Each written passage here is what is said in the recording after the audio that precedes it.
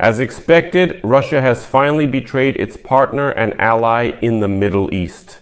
Russian President Vladimir Putin told United States President Donald Trump, European, Israeli, and importantly, Iranian officials that he personally supports the idea of a nuclear deal in which Iran would not be able to enrich uranium. In fact, this means that Putin, whom Tehran had placed so much hope in, has taken Washington's side in the conflict with Iran and has called on the regime in Tehran to simply capitulate to the demands of the United States and Israel. Well, not to mention that Moscow did not help Iran during the 12-day war, nor, by the way, after it. Although, let me remind you, the two countries had signed a strategic partnership agreement, and Iran supplied Russia with drones and missiles for the bloody war against Ukraine. My name is Alexei Pechi. Today is July 13th. Let's discuss this topic together. There's definitely a lot to talk about. But before we start, I ask you to subscribe to this channel, give it a like, leave any comment, and be sure to subscribe to my Telegram channel, Pechi News. The link is in the description of this video. So, the Russian dictator Vladimir Putin has called on Tehran to make a deal with the United States and abandon its nuclear program.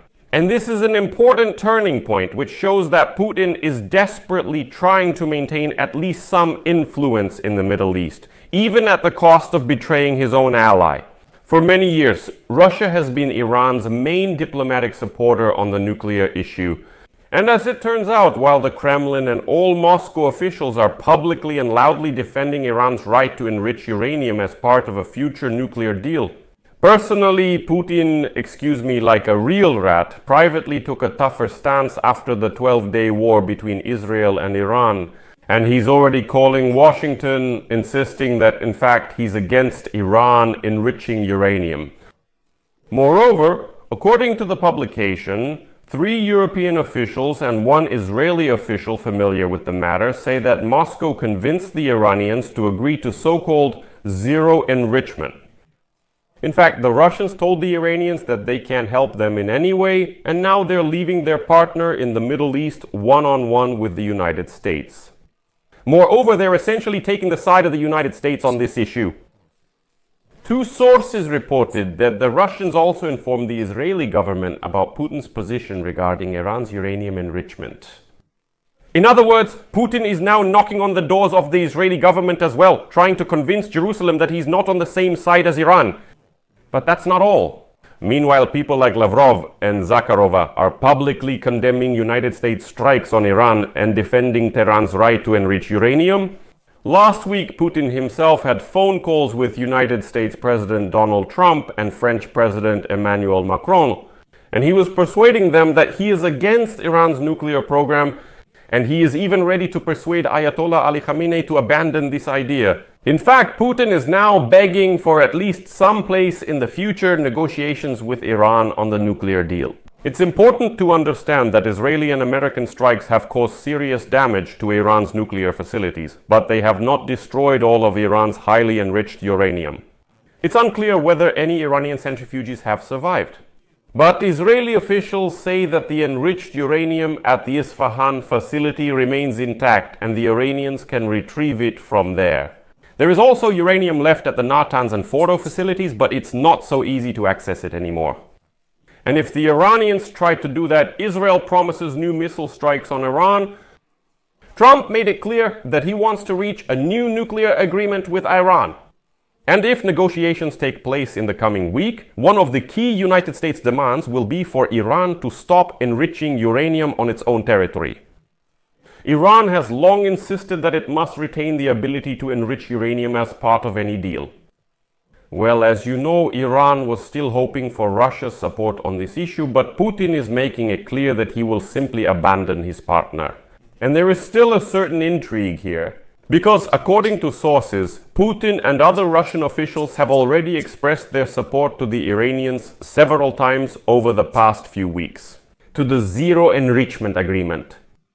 And so, as one of the European sources stated, quote, Putin supports zero enrichment. He urged the Iranians to work in this direction to make negotiations with the Americans more favorable, but the Iranians stated that they would not consider this option. This means that the regime in Tehran finally understands that they can no longer count on Putin. And this, by the way, once again proves that you should never deal with Russians, because Russians are rotten and they will definitely betray you sooner or later. Putin's position is especially noteworthy considering the massive support that Iran provided to Russia during the war against Ukraine, including the supply of thousands of attack drones and surface-to-surface missiles. During and after the 12-day war, the Iranians were disappointed that the Russians did not provide them with any substantial support beyond press statements because it was just for the press. The Russians, of course, condemned the American strikes and said that Iran should not have been attacked at all, but the Russians, of course, did not go any further than that. As it turned out, they were saying something entirely different privately. And now it's interesting that the Kremlin and the White House are not responding to requests for comments, and the permanent mission of Iran to the United Nations also refused to comment.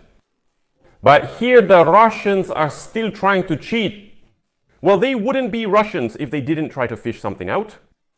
The Kremlin has made it clear, both publicly and privately, that if a deal is reached, they are ready to remove highly enriched uranium from Iran and transfer it to Russian territory.